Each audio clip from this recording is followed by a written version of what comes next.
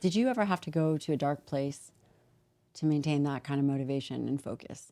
I feel like the dark place was all around me. You know, me being away from the sport and then having to come back into the sport and then having to deal with the juggernaut like Usain Bolt.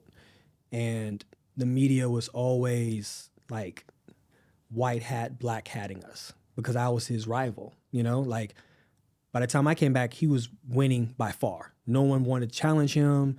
He was out there just having a great time, you know? Is that why you came back into the sport? I was so inspired.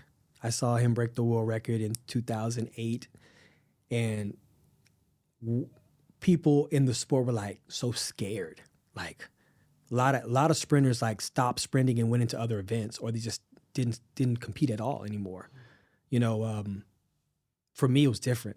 I looked up at that screen. I remember I was sitting in a bar and I looked up at that screen. And I was like, I want to race that guy, and that's what got me really inspired to come back into the sport more.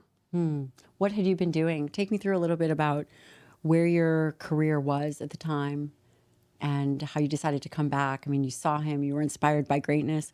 I will say that the best of the best individuals are always inspired by greatness. They are not afraid of it. They're not intimidated by it, but they're inspired by the greatness of others. Yeah, you smell it. It's like it's a different energy. It's greatness. And when another person recognizes that greatness is like, it's an energy you feel. So watching that, I was attracted to that energy, and it made me more relentless. Like I was like, I could come back into the sport and I can compete, but now it's like I come back to the sport and I have a goal. I want to stand shoulder to shoulder with this guy at the starting line, and I made that happen. So take me to where you had been in your career when you decided to get back in the game. So you started racing professionally. Your first big win was what? Before, when I came back into the game? No. Before? But the initial part, because again, you've had a career, 2001, you won gold at the outdoor championships. So my first part of my career was a fairy tale within itself. Okay. So I turned pro in 2003. I went to Indoor Worlds, and I won Indoor Worlds probably like 2 months after turning pro, right? So that's my first gold medal. 2004 is the Olympics. So I make the Olympic team. I win the gold medal there. 2005 is the World Championship year. I win not only one gold, but two golds, the 100 and the 200. Then 2006, I break the world record in the 100 meters.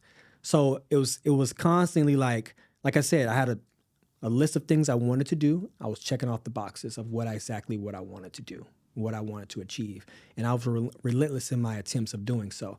And I never inundated myself with multiple goals at once, right? So if it was Olympic year, that's what we're focusing on. I'm not focusing on breaking the world record and getting the Olympic gold. I wanted to have laser focus on that moment, and respect the moment, which was, let's win this Olympic gold. And then we can mature ourselves to go out and break a world record. And I mean, that's very insightful. And how old were you then? So 2006. 21, wow. I believe, yeah. So I was just legal enough to celebrate my win.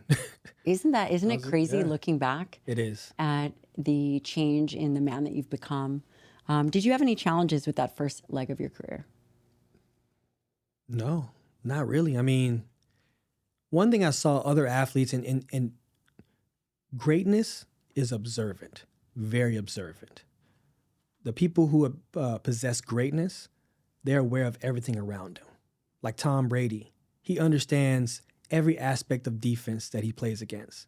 Usually you're thinking like, oh, he understands his offense. That's all he needs to understand. No, he understands the whole game. It's the same thing for me. I understand the whole game. I know each and every one of my competitors, what their attributes are, what their flaws are, how their season's going, how they're running, what their PRs are. So I know that I can be able to eliminate certain variables. So when you go out there and compete against them, I know exactly how I'm going to fare against them. I only get 9 seconds. I don't get 4 quarters. I don't get 2 halves. I don't get 90 minutes. I get 9 seconds to go out there and show the world what I'm made of, and have to go out there and beat 7 other of the elite world athletes. So I have to know all the variables that's in play. Did you ever try to get into their head? Could you? I mental warfare. Yeah, that's exactly what I'm getting at. Mental warfare. Because it's not, I can't imagine you guys are all hanging out together. So mental warfare is way different in track and field than other sports. So I'll take you through what mental warfare looks like. So let's just say we're at the Olympic trials, right? And me and you are competing against each other. We're the top dogs. So what I'll do is I have a prelims, semis, and finals. So do you. We probably are not in any of the rounds together. We'll see each other at the finals. So what happens is I'll run my prelims. I'll try to conserve as much energy as possible, but still dominate that race. So what that look like is I'll get out hard, and then I'll command the race halfway through the race. And then as I'm running, I'll look around, make sure no one's beside me, and then I'll shut down. And I'll start to like trot across the line. That'll show my dominance. That's mental warfare. So anybody that's watching in the warm-up area or at home or your competitors getting ready to come onto the track too, they see how fast you are and you're holding back.